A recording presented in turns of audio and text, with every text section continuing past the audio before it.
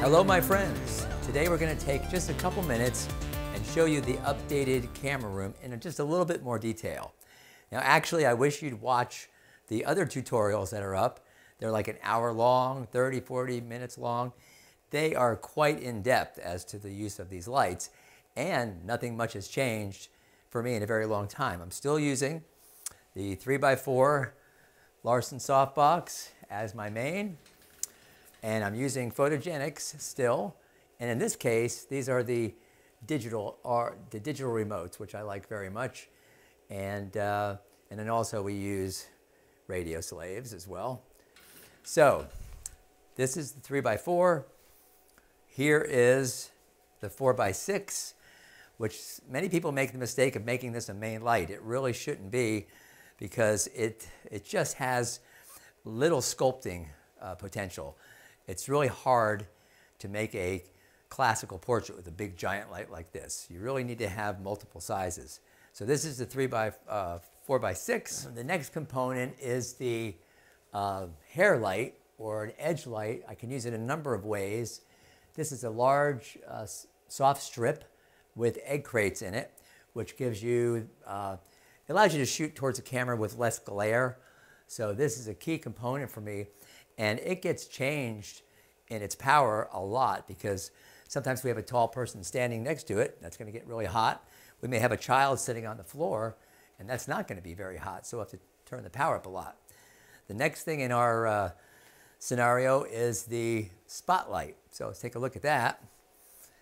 And we have a grid. That's a honeycomb grid or a grid spot on the photogenic. There are several sizes. This is a medium grid, which I think is a 20 or 30 millimeter. And this allows me, if you can see it, to put the light on the background just where I want it.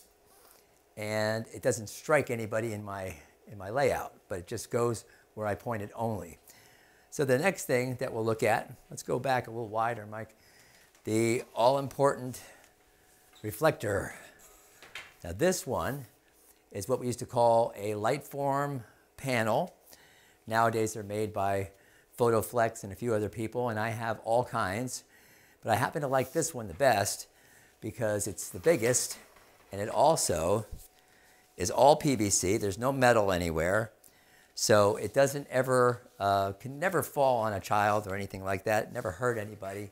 So that's kind of why I keep this one going here in the studio and have other ones that I take on location. Let me show you a couple other things. So taking a look at the entirety of the studio, I almost always work with my two big lights on one side. Usually I start at the left, though it doesn't have to stay there at all. The overhead hair light can move almost anywhere, but I almost never have to move it. And the spotlight, as you know, just opens up some luminance on my backgrounds by choice. This is my gobo, and it is a 32-inch round disc on a Bogan double articulated boom arm on an old heavy photogenic rolling stand. So what I use this for largely is for creating shadow in my images, and I bring it in front of the light that's hitting my subject, which might be this one. This light is used to block. So we bring it in and out as necessary. I have several lessons on this in my other videos, which are all online for you, all here in our Master Photo Techniques. So you check those out and you'll see this employed a lot. But I wanted to share with you today that these are the things that are still the most important tools that get used regularly, okay? So we use a ceiling system, a rail system, which we've had for a long time.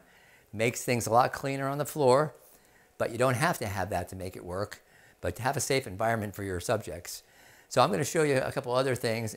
Let me give you a peek into my camera bag. I have a couple of these rolling cases that I like a lot.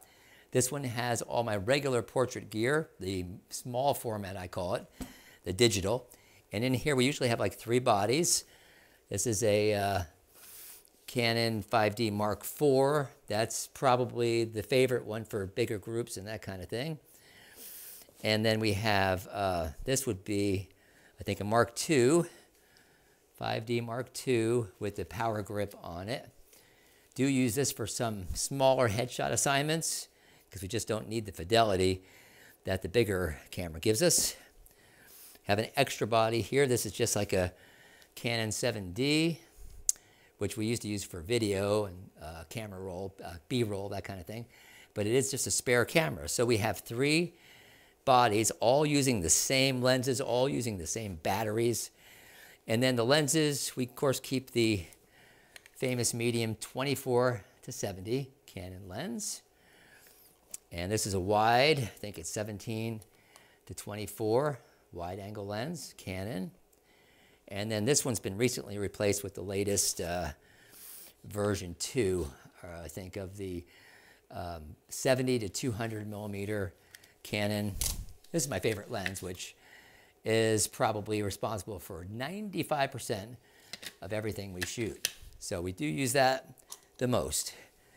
Got numerous chargers and all that kind of thing, and shades in here.